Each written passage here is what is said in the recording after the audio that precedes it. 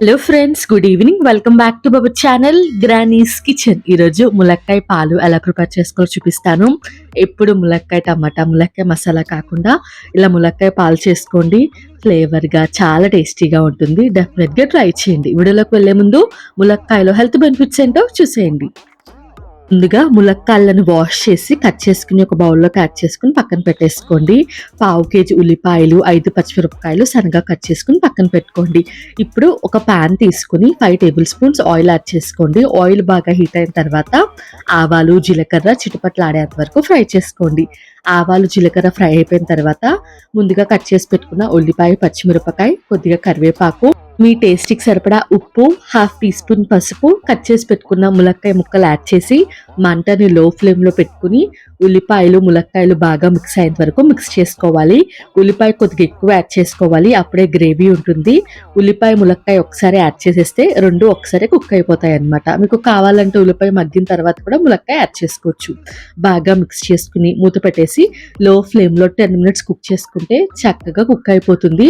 ఎందుకంటే మనం ఇందులో సాల్ట్ వేసాం కదా, సాల్ట్ వేయంగానే ఆనియన్ నుంచి వాటర్ రిలీజ్ అయిపోతుంది. ఆ వాటర్ తోటి ఉల్లిపాయ, ములక్కాయ చక్కగా కుక్ అయిపోతుంది. మూత తీసాక బాగా మిక్స్ చేసుకుని మీ స్పైసీకి తగ్గట్టుగా కారం యాడ్ చేసుకోండి. కొద్దిగా కారం ఎక్కువ యాడ్ చేయండి, ఎందుకంటే ఇందులోకి పాలు యాడ్ చేస్తాం కాబట్టి. పచ్చివైనా పర్వాలేదు, కాచిన పాలైనా పర్వాలేదు. కాచిన పాలు యాడ్ చేస్తే ఒక టేస్ట్, పచ్చివి యాడ్ చేస్తే ఒక టేస్ట్ అనమాట. నేనైతే 1/2 లీటర్ కాచిన పాలు యాడ్ చేసుకుంటున్నాను. మీ దగ్గర ఇంత పాలు లేకపోతే 1/2 వాటర్ 1/2 మిల్క్ కూడా యాడ్ చేసుకోవచ్చు. పాలు యాడ్ చేశాక బాగా మిక్స్ చేసుకుని మూత పెట్టేసి మీడియం టు హై ఫ్లేమ్లో 5 మినిట్స్ కుక్ చేసుకుంటే చక్కగా ములక్కాయ పాలు కర్రీ ప్రిపేర్ అయిపోతుంది. 5 మినిట్స్ తర్వాత మూత తీసి సన్నగా కట్ చేసి పెట్టుకున్న కొత్తిమీర యాడ్ చేసి బాగా మిక్స్ చేసుకోండి. మీకు పల్చగా కావాలంటే ఈ టైంలోనే స్టవ్ ఆఫ్ చేసేయండి. నాకు కొద్దిగా గ్రేవీలా కావాలి కాబట్టి 7 మినిట్స్ కుక్ చేసుకున్నాను. దింపే ముందు సన్నగా కట్ చేసి పెట్టుకున్న కొత్తిమీర యాడ్ చేసేసి బాగా మిక్స్ చేసుకుని స్టవ్ ఆఫ్ చేసేయండి. అంతే, చాలా సింపుల్ అండి. కమ్మగా ఉంటుంది కూర. డెఫినెట్గా ట్రై చేయండి. ఇప్పుడు ఎలాగో సీజన్ కాబట్టి బయట ఈజీగా మంచి ములక్కాయలు దొరుకుతున్నాయి. ఈసారి మీ ఇంటికి ములక్కాయలు తెచ్చినప్పుడు ఇలా ట్రై చేయండి. పిల్లల నుంచి పెద్దవాళ్ళ వరకు చాలా బాగా ఎంజాయ్ చేస్తారు. ట్రై చేశాక నాకు ఖచ్చితంగా కామెంట్ సెక్షన్లో కామెంట్ చేయండి.